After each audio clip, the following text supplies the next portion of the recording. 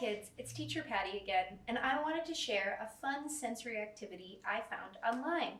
I like to call it Snow Fluff. So to make this dough, it's kind of like a Play-Doh.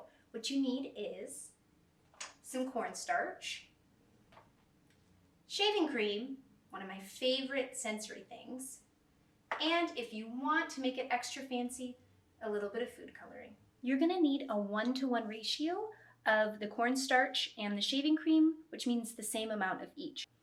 So first I put the cornstarch into my bowl, and then I'm gonna put in the shaving cream. You don't have to use a measuring cup if you don't want to. It just helps me make sure that I'm using about the same amount. And shaving cream is a little tricky to get off spoons. And then you just kind of mix it together. I have a bigger spoon there, but I think I'm going to stick with this one for now.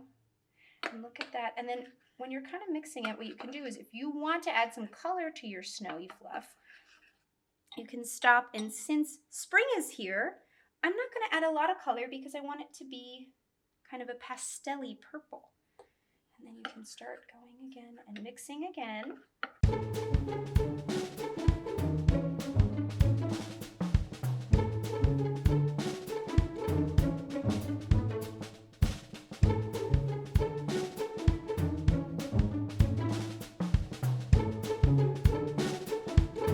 Notice that your dough seems more crumbly, then what you're going to want to do is add more shaving cream. If your dough is too wet, you're going to want to add more cornstarch.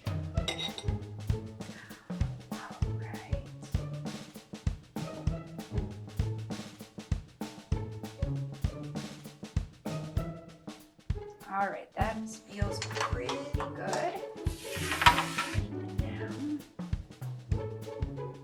So as you're mixing, you can kind of get a sense of how the dough is coming together.